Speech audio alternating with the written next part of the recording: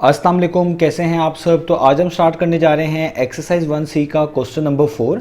तो मेरे पास ये बुक 3 है जिसको हम D3 भी बोलते हैं और उसका ये अपडेटेड 7th एडिशन यानी न्यू एडिशन मेरे पास मौजूद है। तो इस न्यू एडिशन का ये चैप्टर नंबर 1 चल रहा है। मैंने इस चैप्टर के नेम से एक सेपरेट प्लेलिस्ट बना दी है, उसका लिंक भी नीचे डिस्क्रिप्शन में दे दिया है ताकि आपको इस चैप्टर से रिलेटेड तमाम सोल्यूशंस एक ही जगह पर आसानी से मिल सकें। इसके अलावा आपको डिस्क्रिप्शन में मेरे सोशल अकाउंट्स यानी मेरी फेसबुक और इंस्टाग्राम प्रोफाइल का लिंक भी मिल जाएगा। आप इन्हीं अकाउंट्स के थ्रू अपने क्वेश्चंस को, सजेशंस को मुझ तक भी पहुंचा सकते हैं। तो आइए स्टार्ट कर लेते हैं क्वेश्चन नंबर 4 को। तो मैंने क्वेश्चन नंबर 4 की स्टेटमेंट को नीचे नोट डाउन कर लिया है, वहीं से हम इसको रीड करेंगे, समझेंगे और सॉल्व करेंगे। तो आइए स्टार्ट कर लेते हैं। तो अब आपको सामने स्क्रीन पर क्वेश्चन नंबर 4 की स्टेटमेंट लिखी हुई नजर आ रही है। मैं इसको रीड करने जा रहा हूं।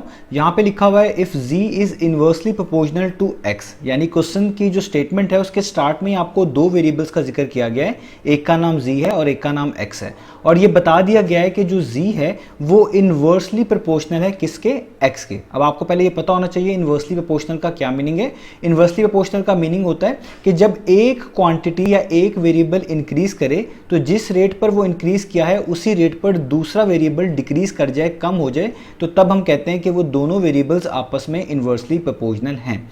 और आप इसको आसानी से ऐसे भी समझ सकते हैं कि अगर एक चीज़ के बढ़ाने से दूसरी चीज़ कम हो जाए या एक चीज़ के कम होने से दूसरी चीज़ बढ़ जाए, आपको ऑपोजिट बिहेवियर नजर आए दो क्वांटिटीज़ में या दो वेरिएबल्स में, तो तब वो दोनों क्वांटिटीज़ या वो दोनों वेरिएबल्स कहलाते हैं कि वो आपस में इनवर्सली प्रोपोर्शनल हैं। तो यहाँ पर यही लिखा हुआ है कि जो z है वो इनवर्सली प्रोपोर्शनल है किसके, x के।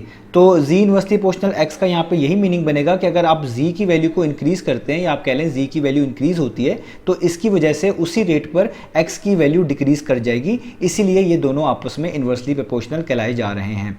तो क्वेश्चन स्टेटमेंट जो है आपको क्लियर होगी स्टार्ट में कि यहाँ पे स्टार्ट में बता दिया गया है कि z जो है वो इनवर्सली प्रोपोर्शनल है x के।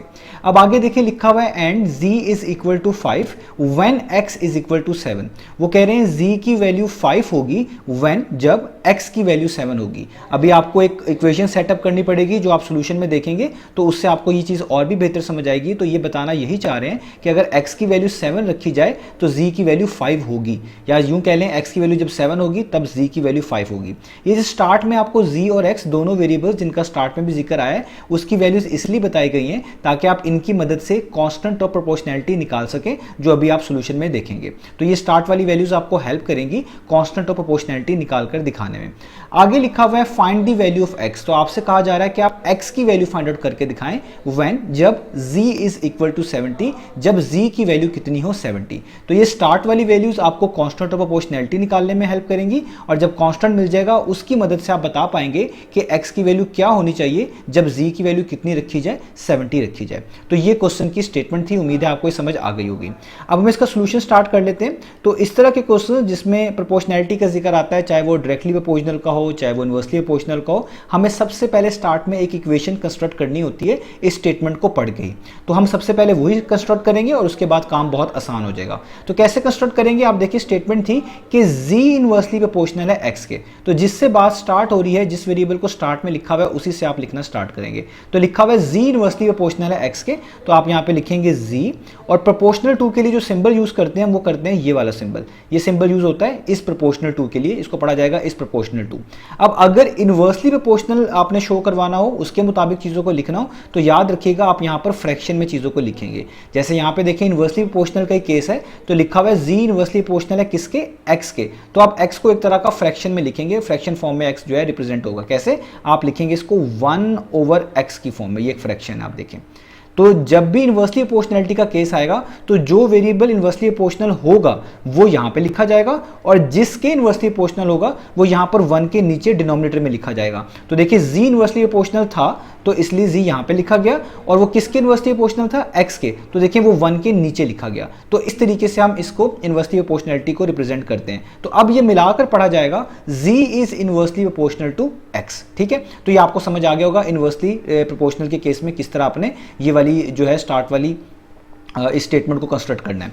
तो जब यहाँ तक आपने कर लिया, अब अगला हमारा टारगेट ये होता है कि ये जो बीच में प्रोपोर्शनल टू का सिंबल है हम इसको रिमूव करते हैं, इसको हटाते हैं। और इसको हटाने के बाद आप दो चीज़ें किया करेंगे, एक तो इक्वालिटी का साइन लगाया करेंगे और दूसरा एक कांस्टेंट इंट्रोड्यूस कराएंगे जिसको बोलते हैं कांस्टेंट ऑफ प्रोपोर्शनैलिटी।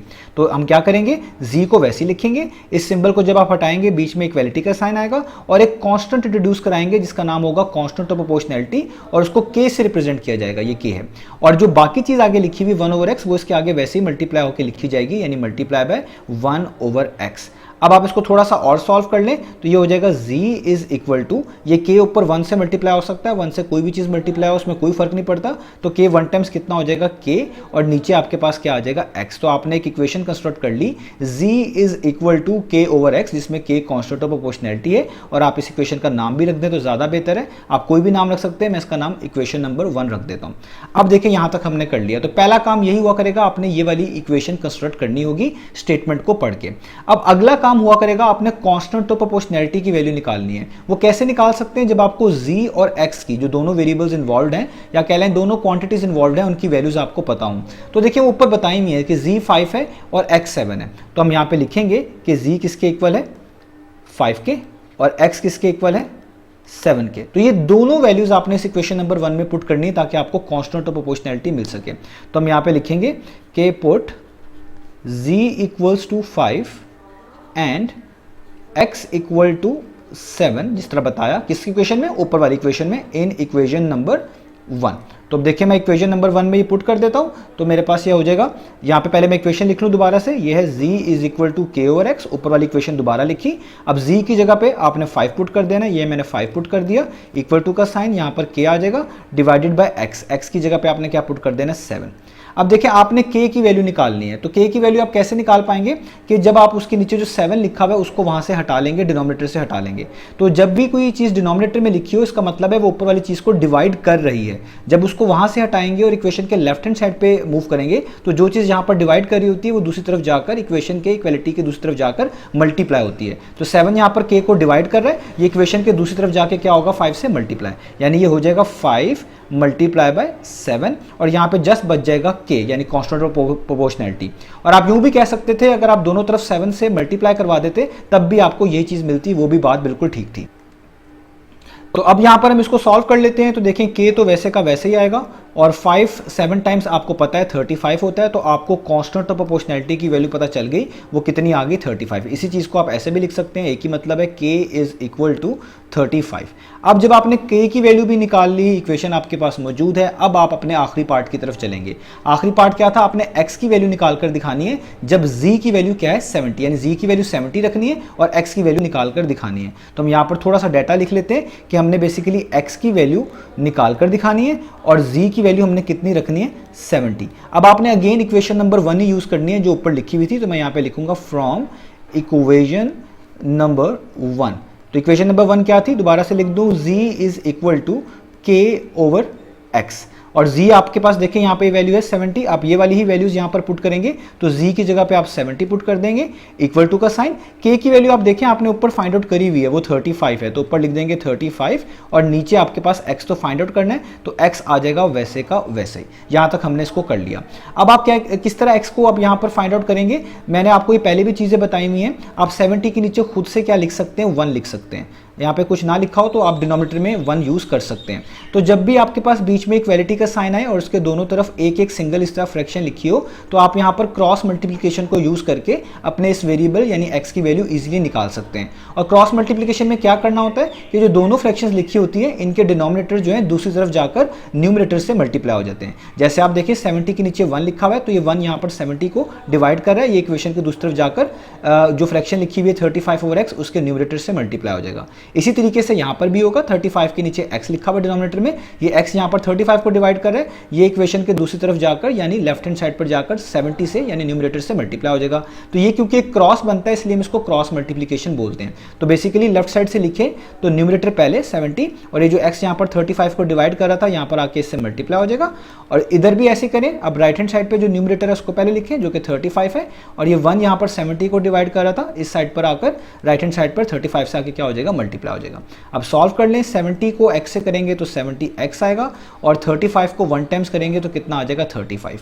अब आप देखें आपका जो वेरिएबल है जो आपने फाइंड आउट करना है x, उसके साथ जस्ट 70 बचा है जो कि उसके साथ मल्टीप्लाई हो रहा है। अब आप इस 70 को भी जब हटा देंगे तो आपके पास x का आंसर आ जाएगा। तो इसको हटाने के दो तरीके हैं, एक तो ये इस तरह समझ लें कि 70 मल्टीप्लाई हो रहा है x के साथ, इक्वेशन की दूसरी तरफ जाके डिवाइड करेगा यानी 35 के नीचे लिखा जाएगा। और दूसरा काम ये हो सकता है कि अगर आपने 70 को हटाना है, ये यहाँ पर x के साथ मल्टीप्लाई हो रहा है, जब भी आपके वेरिएबल के साथ कोई नंबर मल्टीप्लाई हो रहा हो, आपने उसको वहाँ से रिमूव करना हो, हटाना हो, तो आप उसी नंबर से दोनों साइड्स पर डिवाइड भी करवा सकते हैं, उसका मतलब भी सेम है। यानी आप इस तरह भी कर सकते हैं कि आप 70x वैसे लिखें, इक्वेशन के इस साइड भी 70 से डिवाइड करवा दें और इक्वेशन के इस साइड को भी 70 से डिवाइड करवा दें। इससे फायदा क्या होगा, देखिए 70 से कैंसिल आउट हो जाएगा, आपका x आइसोलेट हो गया और यहाँ पे आपके पास बच गया 35/70।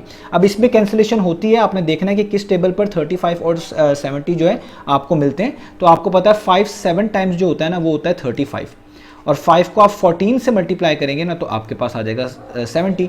यानी इसका हो गया अभी फिलहाल आंसर 7/14। अब ये आंसर फर्दर भी सिंप्लीफाई हो सकता है, आप इसको फर्दर सिंप्लीफाई कर लें तो ये हो जाएगा 7 1 टाइम्स 7, 7 2 टाइम्स 14, ये दोनों 7 पर कट होते हैं तो यहाँ पर आपके पास आ गया 1/2। तो ये तो जो इसका आंसर आया ये आया है इसके फ्रैक्शन फॉर्म में answer, x is equal to 1/2।